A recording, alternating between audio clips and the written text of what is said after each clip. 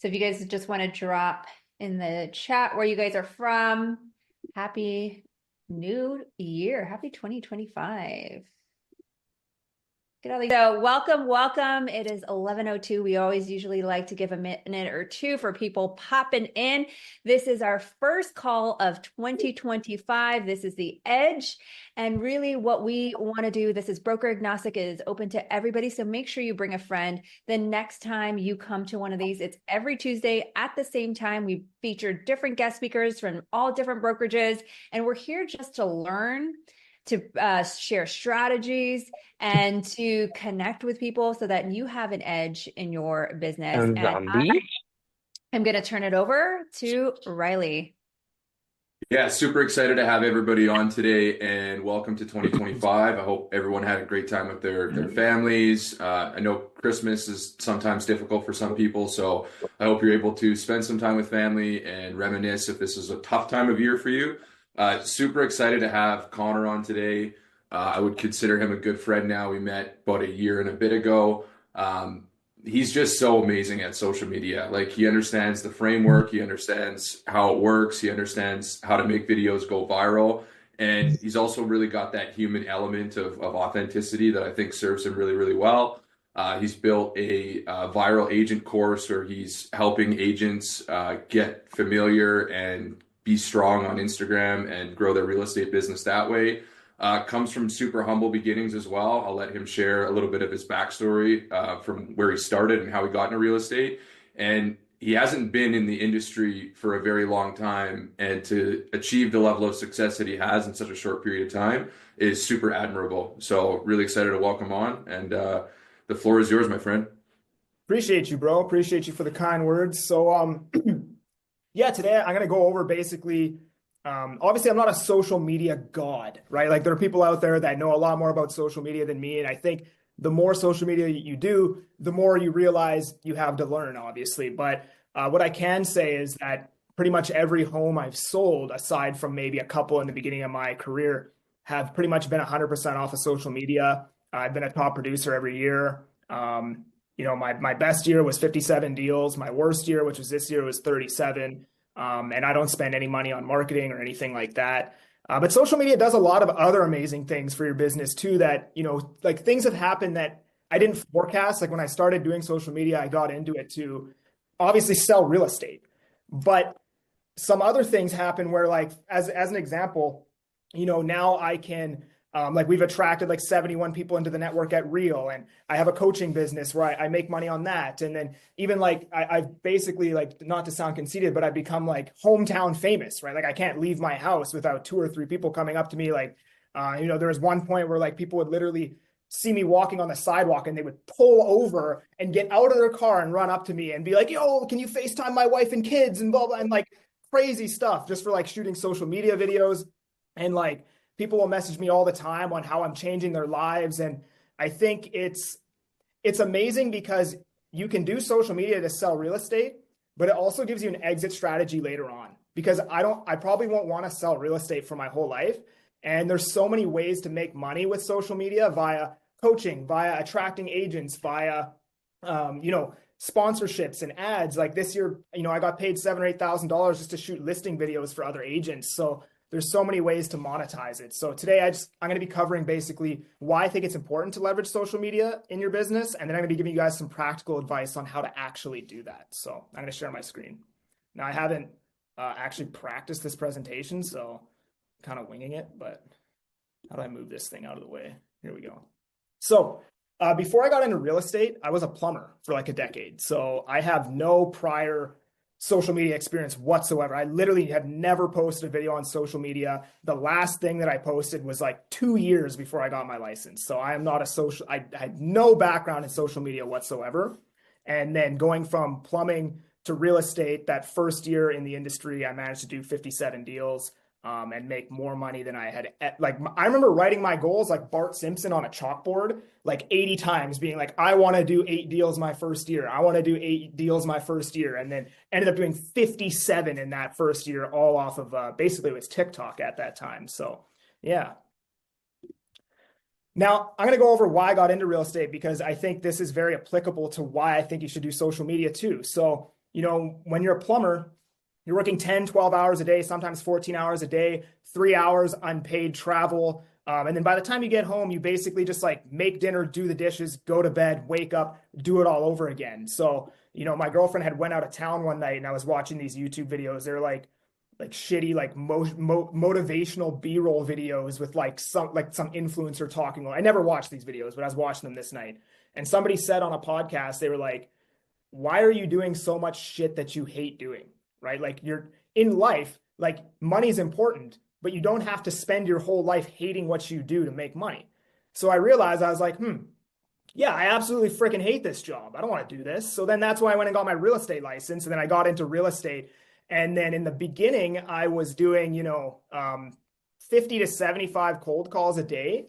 And I was door knocking twice a week. And I did do deals. Like, I think I did like 6 or 7 deals that first year from cold calling and door knocking.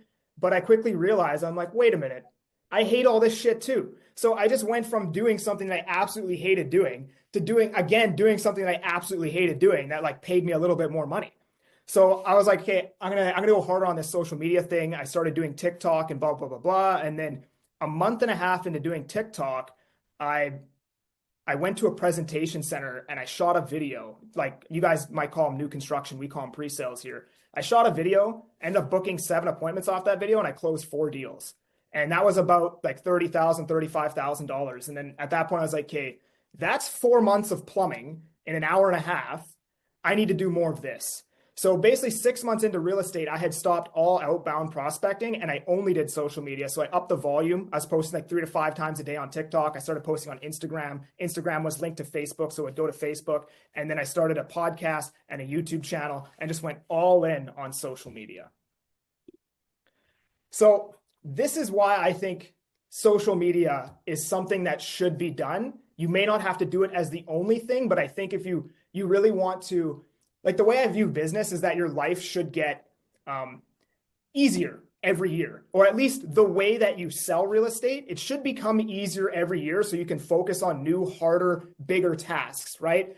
And social media is the only way that you can market that gives you leverage. And some people might dispute that. I'm going to explain what I mean. So first off, what is leverage? So leverage is when your inputs are exponentially more than your outputs. So you're receiving more than what you're putting out.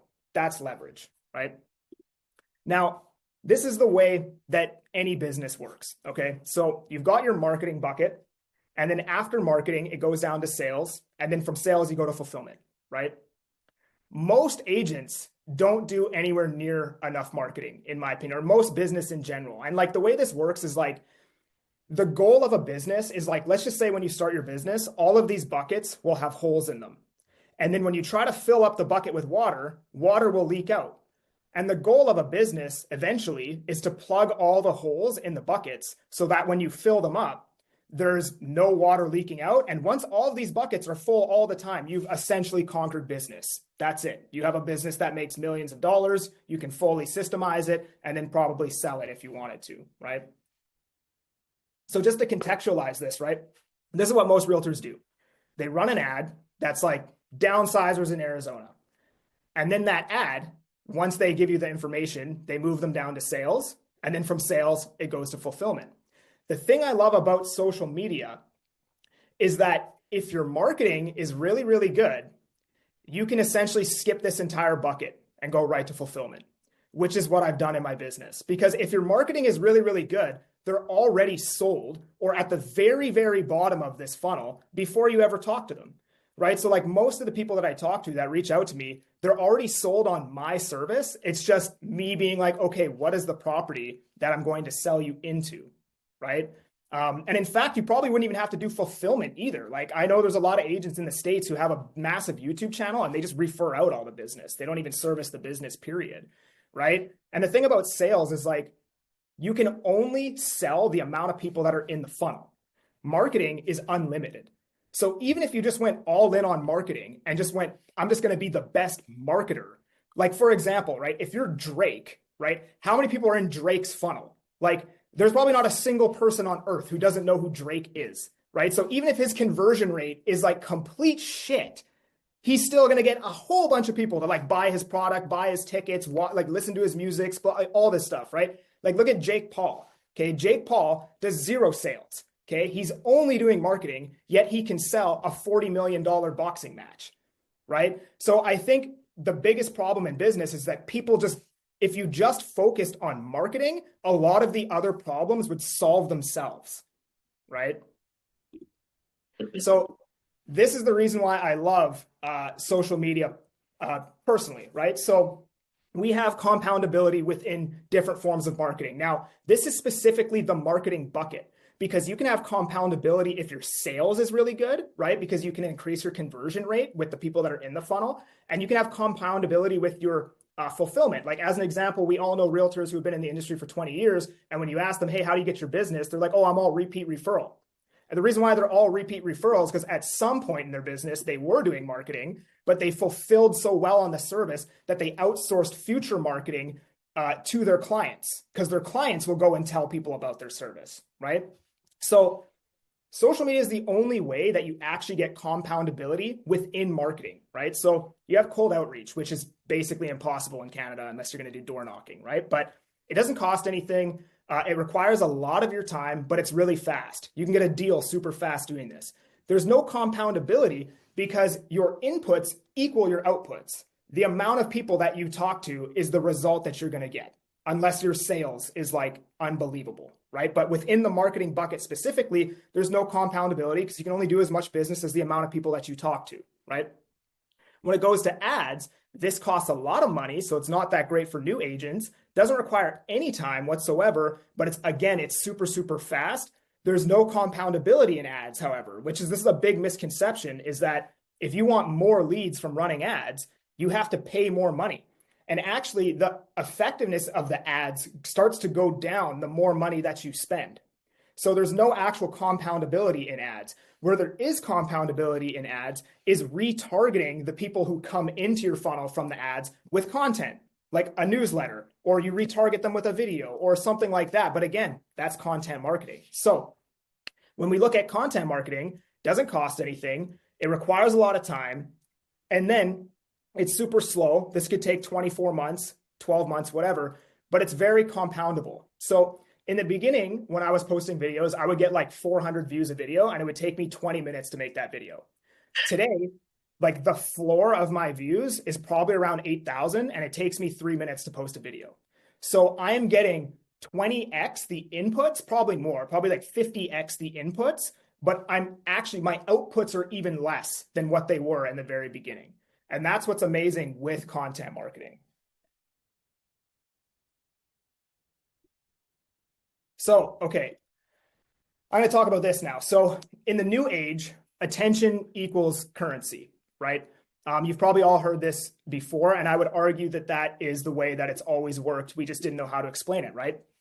When you cold call somebody or door knock them, you're essentially just asking for their attention. You're like saying the right things to get them to agree to give you their attention, right? So understanding that attention is the new currency, the more attention you have, that should equal more dollars if you're doing it properly, right? And people like Conor McGregor understand this, Jake Paul, like all these guys that are just making millions upon millions of dollars.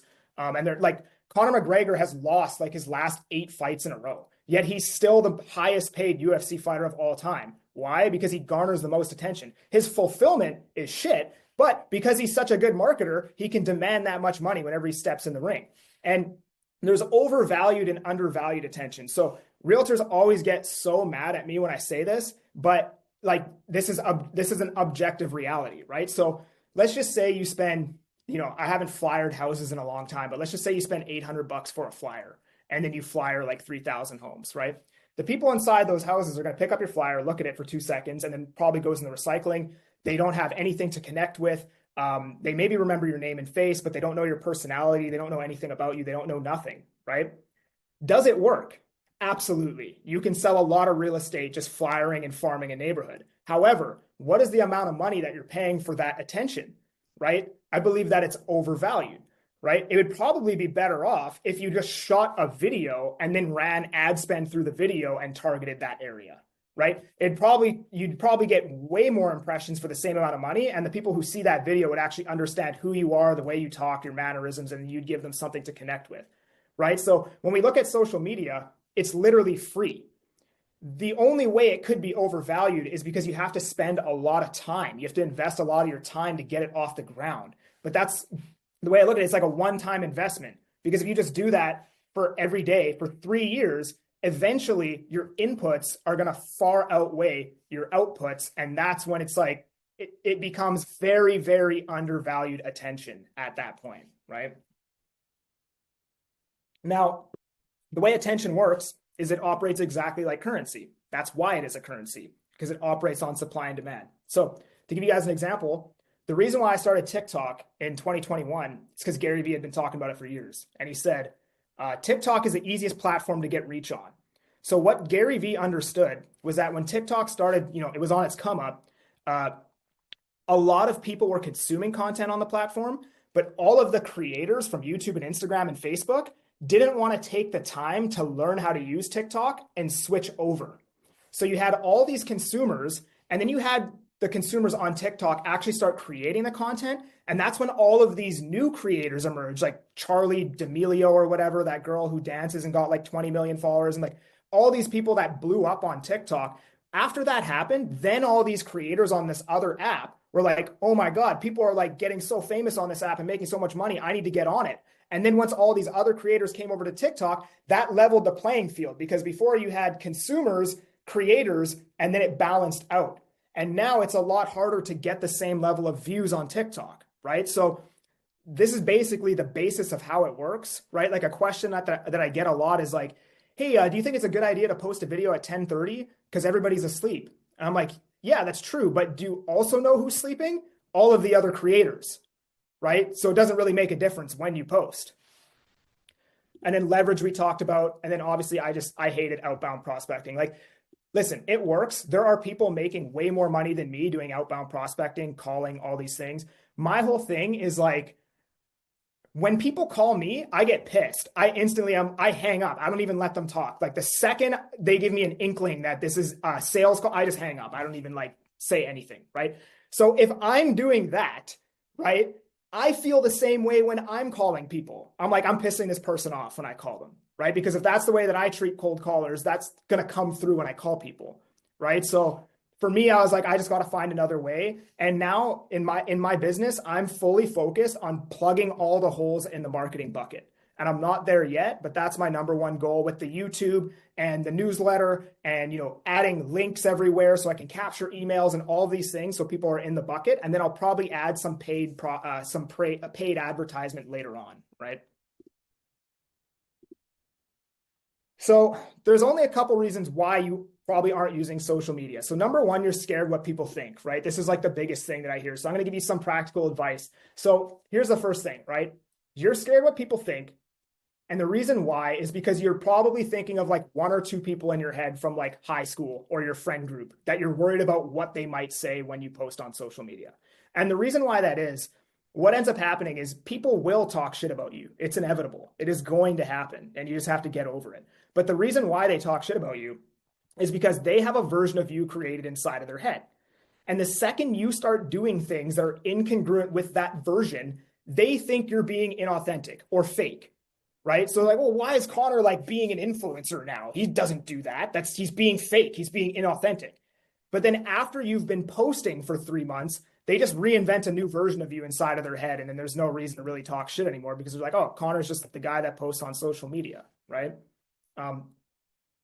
My second piece of advice, and this is what I did. Most people have their friends and family on Instagram. That is the platform where everybody follows everybody. If you can't get over this, post on TikTok, post on YouTube. Those are two platforms where your friends and family aren't going to follow you. And then 6 months from now, after you've built up a following, you figured out what works, what doesn't work, then you can start posting on Instagram because you already have social proof that's like, well, if you don't like it, all these people like it, right? And then the next thing that I hear all the time is I look stupid on camera. I don't like the way I look or sound on camera. That's the way you look and sound, right? Whether you post on social media or not is not going to change the way you look and sound in real life. So you just have to accept it and start posting on video. So I have this one, right? I'm not going to read the whole quote, but it's a very famous quote from Theodore Roosevelt, right? Okay, so worthy cause.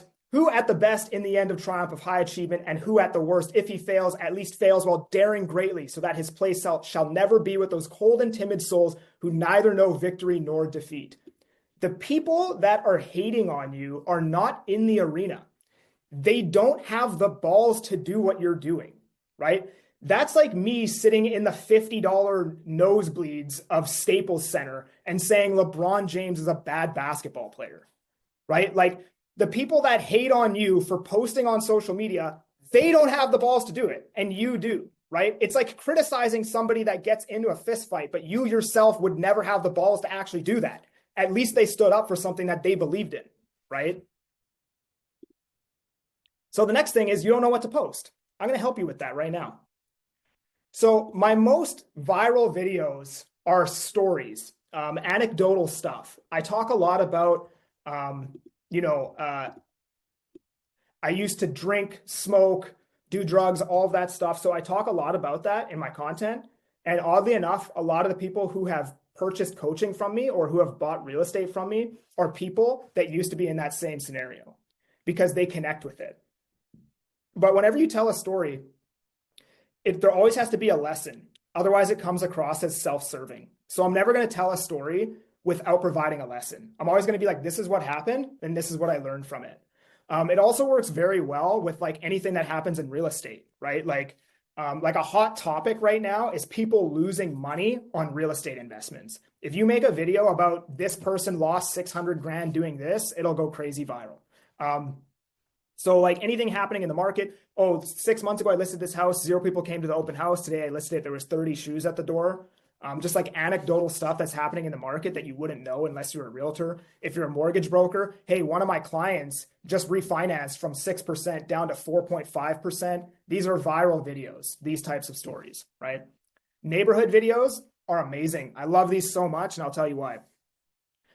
If you don't understand the macroeconomic outlook of US or Canadian real estate, you don't have authority to speak on it. If you try to speak on it, people are going to call you out. So I'm a big advocate for only speaking about the things that you actually know better than most people, like better than 99% of the population. And here's the thing, when you talk about your city or neighborhood, if you've lived there your whole life, then you are 100% going to know it better than anybody who doesn't live in that city or neighborhood, right? So like, this is like Surrey versus Calgary, top 3 reasons to move to Surrey, pros and cons of Surrey, best neighborhoods, worst neighborhoods. And I know it sounds like there's not a lot of videos there. Trust me, there's like 10,000 different videos that you could make literally just about your city. And you can literally just go on YouTube and type in like living in Portland, Oregon, and then there'll be 5,000 videos about other people's cities. And you can just like literally remake the videos that they've made, whether it's short form or long form, for your city, right? Property tour videos, in my opinion, this is the single best way for a brand new agent to close deals. When it comes to making content, there's typically like 2 types of content. There's brand awareness and there's conversion. And you typically want to make a mix of both to actually grow and convert on the followers that follow you, right? So I'll give you 2 examples, right? A conversion would be talking about this new construction project that just came up in Surrey and the prices and the deposit. Brand awareness would be talking about a regulatory change in your market and maybe doing a green screen video of an article that's going over that regulation change. That video is not going to sell real estate, but current events, brand awareness type videos obviously have a much bigger reach. You can pull people into the funnel, and then the videos that convert typically don't get as many views, but they convert and actually sell real estate. Property tour videos are amazing because they do both. So they're brand awareness and their conversion, because people love to watch property tour videos. Anybody will watch a video of a nice property anywhere in the world, but also people can literally reach out and call you right off that video and you can sell the home. So you can convert and you can grow a massive audience shooting property tour videos. So for any new agents that come into my program that don't have like a lot of life experience, or they don't understand economics, investing, and all these things, I just tell them, go shoot a property tour video every day. Come talk to me in 90 days. And everybody who's done that has not needed to cold call ever again. they're all making 100 grand, 150 grand, 200 grand in their first year type of deal. So this right here is probably the easiest way for a brand new agent to sell homes. Not the easiest way to build a brand though. If you want to build a brand, you're going to want to be telling stories and things like that. Green screen videos, I just kind of touched on this. So obviously taking a screenshot of news articles works amazing. I have gotten so many followers. I've actually sold a lot of homes doing this too. Articles work amazing because you're basically branching off of somebody else's skill. So somebody who works for, let's just say, CNN or one of these places. The people who are writing these articles are copywriters. That is their job. That's what they do. They have many years of experience in that field on how to craft a captivating headline. So when you screenshot somebody else's article and you read the title and then you talk about a few key points in that article, it's going to be very captivating for the viewer because it's already been written in a way that's super captivating. And you're kind of branching off of, the copywriter's skill set that you maybe don't have, right? So these work amazing. You can green screen news articles. You can green screen parts of like landmarks in your city. You can green screen new construction projects and break down like the renderings and break down the deposits and the pricing and the location and all these things.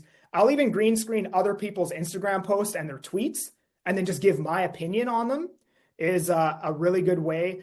And I think I talk about this later in the presentation, but there's a 2-step framework to every piece of content that you put out aside from maybe property tours. And it goes like this. Information, your opinion on the information. So don't ever give information without your opinion on that information. Information is free. It's everywhere. It's a commodity. That also means that it's completely worthless. So people no longer care about information. They care about your perspective and your opinion on the information, because your perspective and your opinion on that information helps them actually implement the information, because there's no longer an information problem. There's an application problem. People don't know how to apply this information. So what you need to do is every time you give a piece of information and then you give your opinion on that information, it's going to help people apply the information. It's also going to build brand, because the basis of your brand is basically just all of your opinions. That's it. It's just your thoughts and ideas and what you think about things. That is the brand for the most part, right?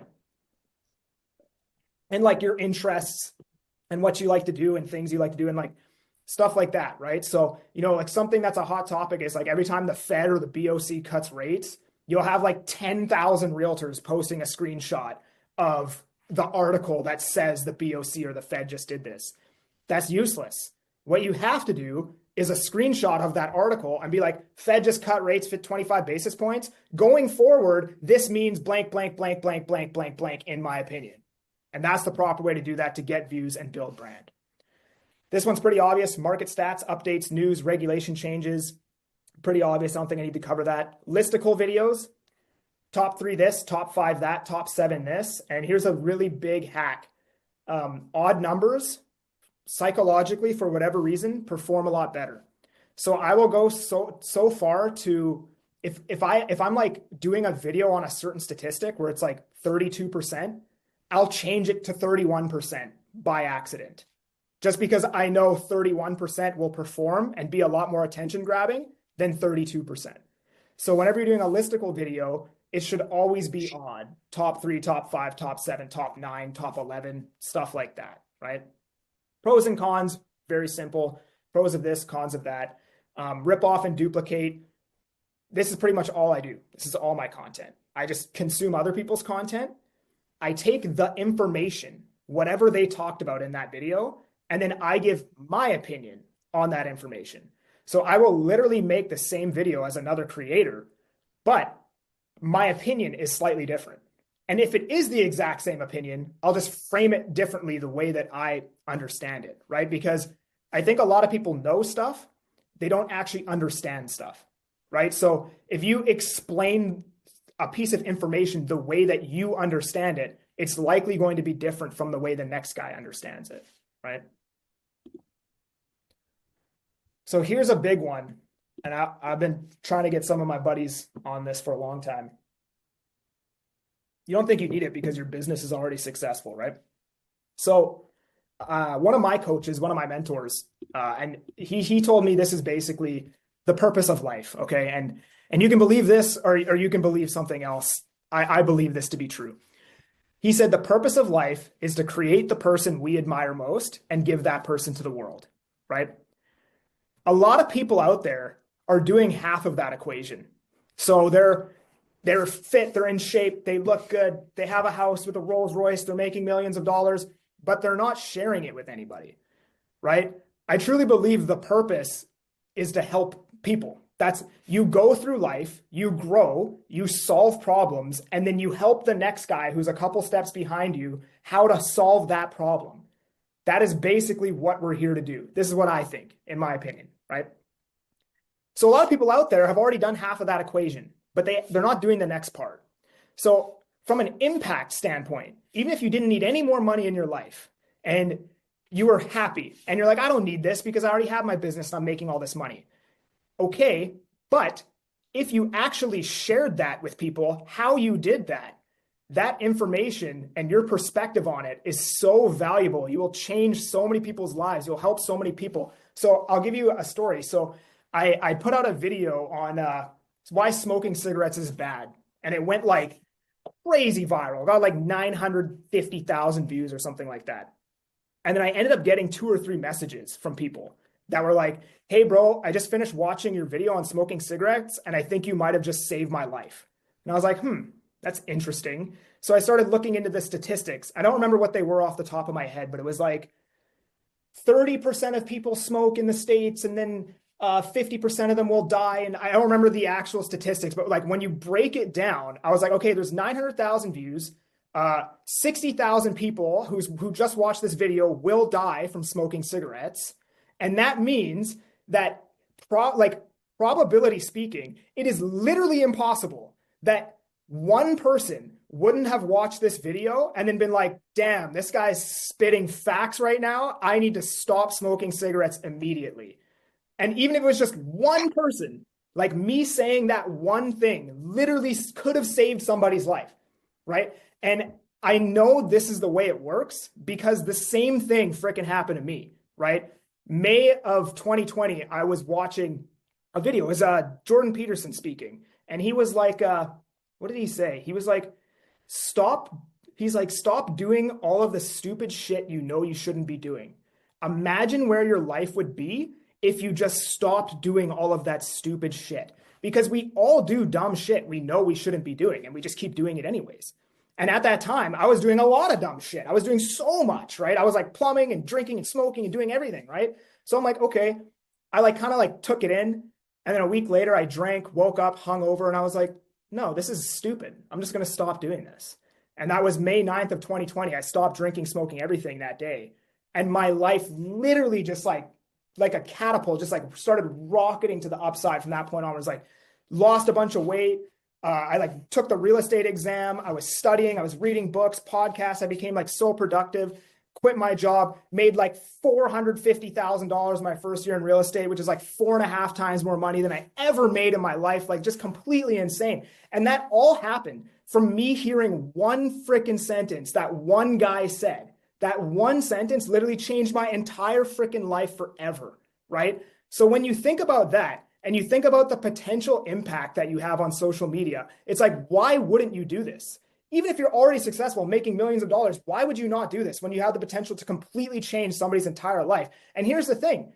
I'm now on this Zoom call with 100 people talking to you guys about how Jordan Peterson changed my life for saying one sentence. So if you change somebody's life like that, they're going to credit you for saying that one sentence for the rest of their lives. And that echoes and ripples through society. And you don't even know how big your impact is, right? Because I'm saying all of this to you right now. And then a few of you are going to go start social media and talk about me, how I talked about that guy. And now Jordan Peterson essentially changed tens of thousands of lives because of that one sentence. It's absolutely insane. So here's the thing. I believe that other than all of the things I just went over, it's 2 birds, 1 stone, okay? If you're going to build a real estate business, the way I look at it is like the marketing side of my business with my personal brand is far more valuable than my real estate business. My real estate business makes way more money. But I'm sure if I asked a bunch of people, like, which business would you like? Would you like my real estate business or my personal brand business? I'm sure 9 out of 10 people would take the personal brand. That would be worth more money to them than my real estate business, right? And if you're going to sell real estate for the next 5, 10, 15 years, why not just kill two birds with one stone?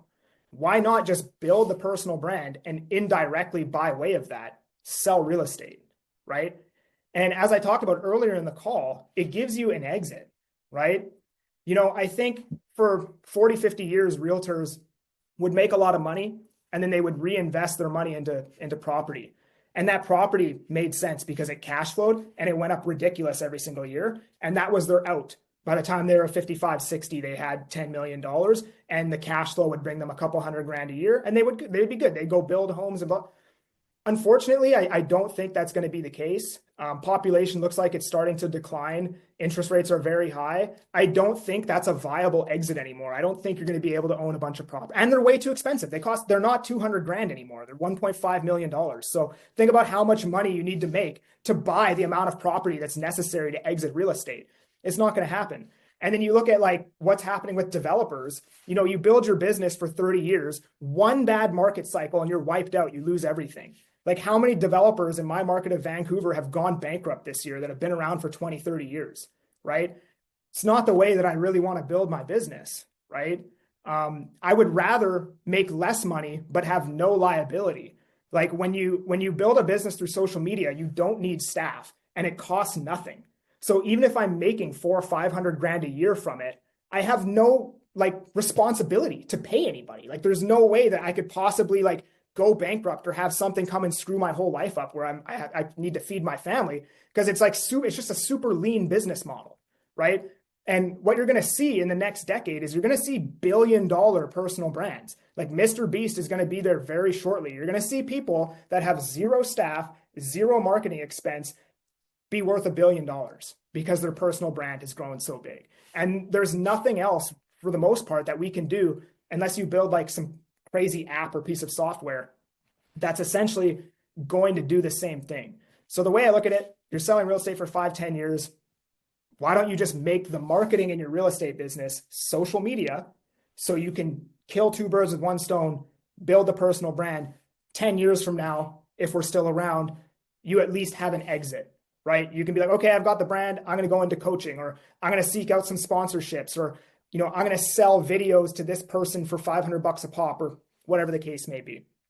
And, you know, I think old marketing rhetoric is like, find an avatar, cater all your marketing to the avatar. In the world of the personal brand, all that kind of gets thrown out the window because your avatar are people who are most like you. So if you're you on camera consistently every single day, your avatar naturally develops. You don't need to like come up with an avatar and then box yourself and cater everything to that one person. You just need to be you, and the people who are like you become the avatar and find you, right? I think this might be the last slide. Oh no. Okay. So here's how to be successful on social media. And this is the most important part, and I cannot stress this enough. Having coached many agents on social media, I know exactly where they go wrong, and I'm going to tell you right now. Volume, quantity over quality. A lot of people say quality over quantity. It's completely opposite. You can focus on quality later after you've posted 7,000 videos like I have, and I still don't focus on quality. I still focus on quantity. Success is a subtractive process. It's not about knowing what to do. It's about knowing what not to do. And you only know what not to do by doing a bunch of volume and figuring out what doesn't work. So my videos now have a floor on views. I can't get less than a certain amount of views because I know the exact content that I shouldn't be posting. So the only content that I post is the content that I already know has some type of audience for it. And this successive subtractive thing applies to everything, right? If you remove drinking, if you remove smoking, if you remove all the distractions, the only thing that's left is the stuff that makes you productive, right? If you figure out all of the stuff that doesn't work, then the only stuff that's left is the stuff that does work. And this is why you need to focus on quantity and not quality in the very beginning. Just get more content out, and you, by the by the feedback that you receive, you'll start to understand what works. Consistency has to be done every single day. Cannot stress this enough. Like, this is the single most important thing. This is where agents fail. I know people that preach like post 3 times a week, post 5 times a week. It doesn't work. And I'll tell you why. We're all human.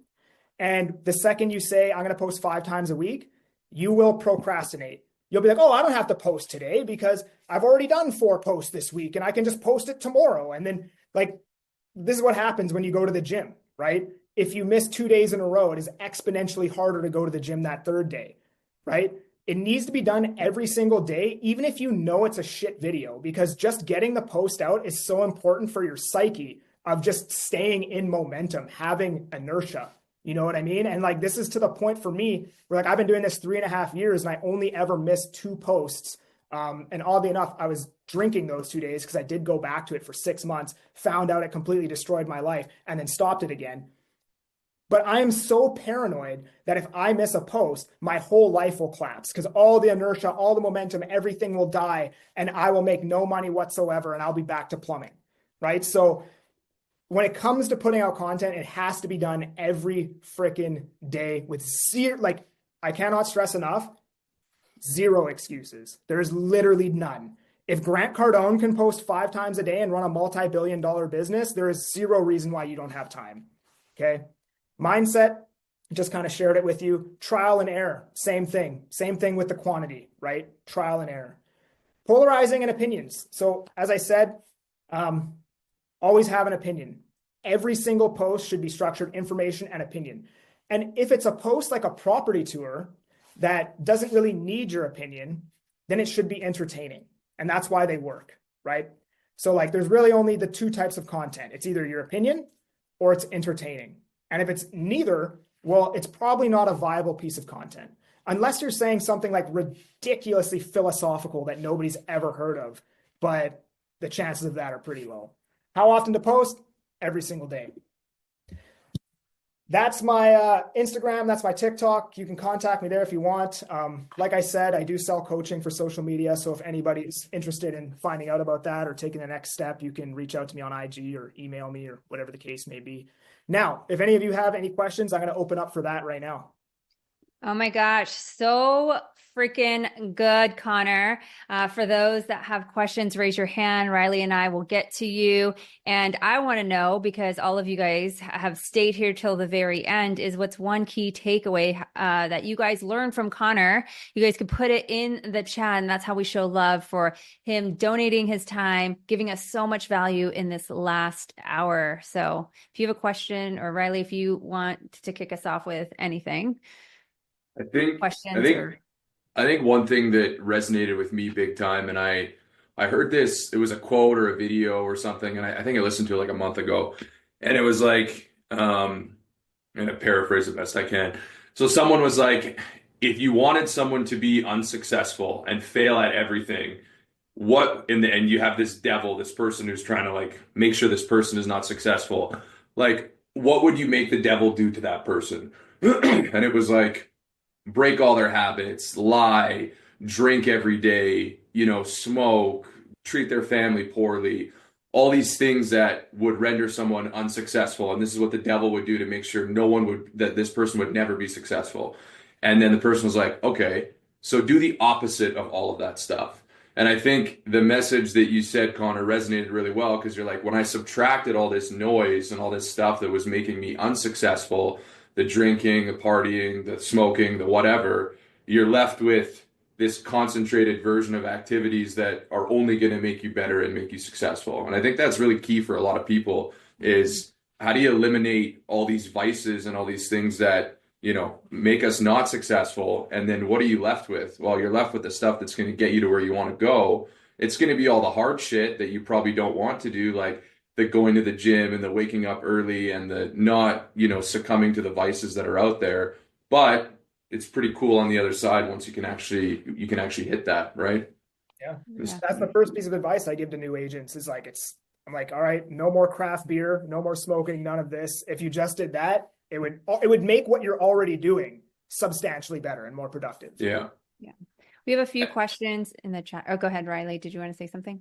Well, I don't want to take up everyone's question time, but I think the other one that really hit home for me too is like, okay, you have like you were explaining, you have this gift to give to the world, and yeah, I mean, you might be becoming the best version of yourself with all the things that you're doing, but the latter half of actually giving that to the world so that that person can get over their pain and trauma and problems, and to be vulnerable and frank with you guys, that's what I struggle with the biggest. Like, I go to the gym, I eat right, I barely drink, like I don't do drugs, like I'm very locked in on my stuff, and I'm, doing well in that sense, but I don't give it to the world enough. I give it on calls like this and more intimate settings, but as far as like Connor's like outboundness to everybody, like that servant mentality, that's something that I need to work on because there's a lot to give that I have in my brain, but it's just getting over that hump and doing that. So it's not easy. Like the stuff he's saying is not easy to do, but it's also very doable if you actually put it into practice.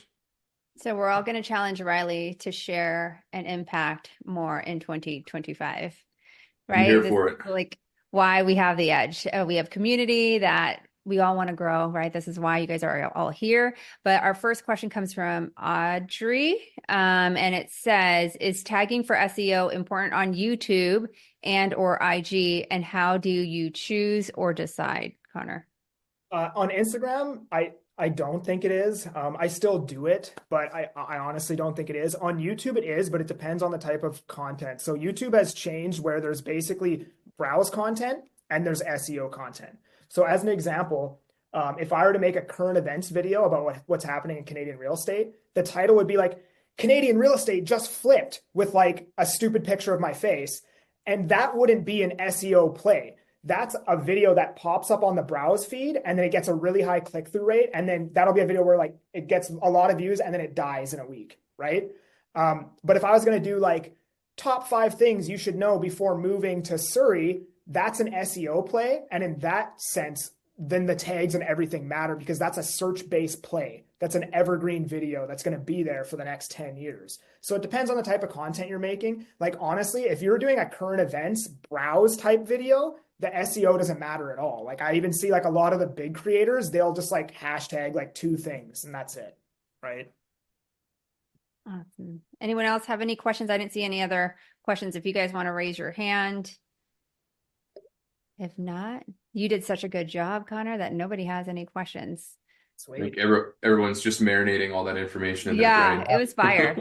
I have a question. Hi, Raquel. This is Catherine. Hi, I'm in Catherine. Boston. Thanks for your time, Connor. Cool. So I was just curious, you started off, as a plumber, you jumped on social media. How did you know who your demographic was going to be? I mean, we always talk about your avatar and speaking to that. So how did you figure that out? I had no idea. I just started putting out a lot of content. And then what ends up happening is like, I said that you are the niche, but as you put out a lot of content, you'll understand what your viewers want to see from you. And then you'll just start putting out more of that, right? So I've put out thousands of videos, like 7,000 plus videos at this point, right? You won't know everything in the beginning, right? Like I like to say you should have 3 pillars of real estate. So I have real estate, realtors, and self-actualization, which is like the process of becoming the best version of yourself. In the beginning, it was just real estate. And then once a bunch of realtors started reaching out to me being like, hey, bro, how are you doing this? That's when I started talking about realtors. And then self-actualization was kind of always there a little bit, but about a year and a half in, I looked back, I'm like, oh, these are my 3 pillars. These are the 3 things that I talk about all the time, right? And then what really builds brand, Catherine, is when you have subtopics inside of these pillars. So real estate might be like current events, interest rates, blah, blah, blah. Self-actualization might be like gym, vices, mindset. Realtor might be like social media, blah, blah, blah, right? When you take your subtopics in these pillars and you connect across the pillars, that's what builds brand, because it's literally impossible that somebody else is going to say the exact same thing as you. So I might use an analogy for why quitting your vices makes you a better realtor, right? So connecting those 2 subtopics across the pillar, nobody says that, right? I'm the only guy saying that, right? So that makes me super unique and that really builds your brand. And you're not going to know all of this right away. This is going to take like hundreds of videos. That's so interesting you say that, because my word of the year is focus. And thinking about what you were saying, like remove distractions, it'll force you to sort of focus on the things that, make you money or whatever the focus is. And so, yeah, no, that's really interesting, because I love the vices go into real estate. So for me, if I remove the distractions, do better at real estate. A better realtor. It makes you a more productive realtor. And then final question, what kind of equipment do you have? People who film you and do all of that? Because I know that my social media journey has been somewhat costly to have videographers and that sort of thing. So I do.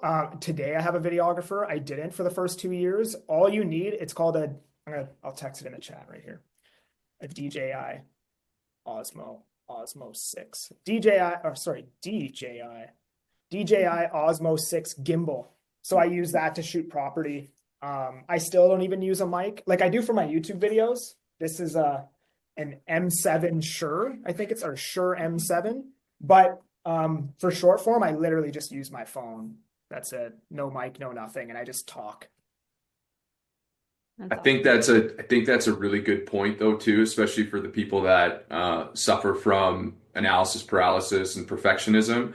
Like if Connor can get millions of views from his phone and no microphone, it doesn't mean we need $4,000 cameras and $700 microphones. And by the time, and I'm guilty of this too, by the time you buy all that stuff, you're like, how do I use it? Oh, now I need a video editor. Oh, now I need this. Now I need this. And then by the time you go through all that, you're like, fuck it, I'm not even going to shoot it anymore. And you're $5,000 in the hole. You don't know how to use any of the gear you bought, and you still haven't made one post. So that's where the going through it and getting it, and then you get cadence and you get flow and you start posting.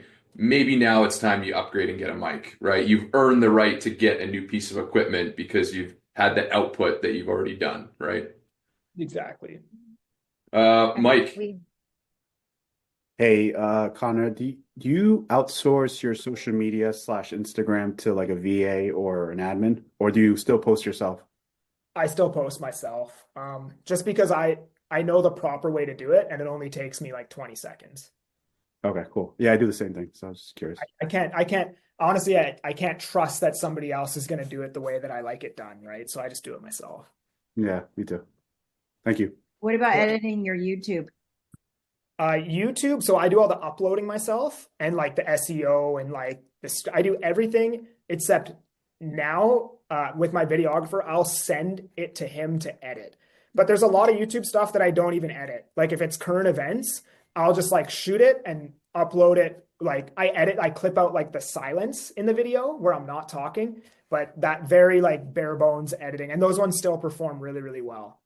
But yeah, I mean, I will say the thing is you don't need it, right? And like the way social media is working is it's actually shifting back towards more raw content, because in 2021 and 2022, things got crazy where like everybody had like freaking captions jumping at you and explosions and B-roll, and like every video was this, right? So now it's gone back to more like raw. People want to see more raw, you know? So good. Well, Connor, I want to thank you for your time. The way I met Connor is Riley actually sent me his Instagram, and I was super impressed by all of his property tours, and he was talking Farsi. Like who would have ever thought, right? And was that a niche for you? Speaking of niches, I think somebody asked that. No, it wasn't. I just kind of threw a Hail Mary. I knew it would go viral. And then after it went viral, like the way social media works is when your finger's on the pulse, don't take it off. So then I just like remade the same video like 50 times and they just all kept going crazy. Right. That's amazing. Well, go ahead, Riley. I was just going to say, can you let us off this call, Connor, in Punjabi, if you don't mind? Yeah, but before you let us off, before you let us off and speak in Punjabi or whatever, next week, if you guys loved this call, we have a call every single Tuesday, and next week we have an amazing guest speaker that's going to talk about how to save time. Who here wants to save time in their business, right? Because she's going to be talking about all things AI and customizing AI and all that stuff. So you don't want to miss it. The link should be up. So look at different people's social, but it'll be the same time next Tuesday. And we'll challenge everybody. You know, this is a great call. I think we had like 78 or 80 people at capacity. So challenge to everybody would be, let's get to 100 next week. It'd be really cool to see that in the first month of the year and the fresh year. So bring a friend, bring two friends. I think everybody will get a few nuggets when they come on these calls. So let's all work together to keep getting some people here. Sweet. All right, man. I don't know how to say bye in Punjabi. I think it's better just sas sri. I don't know. All right, I Sasha think call. it's hello. Yeah. Hey, have a great day, everybody. Hey, guys. Appreciate everyone's time. Appreciate it. Thanks, Have a good Connor. one, everyone. Wiedersehen. Alles Gute. There we go. See you guys. There we go. Somebody was going to say something. Bye, everybody. Guys, bye-bye.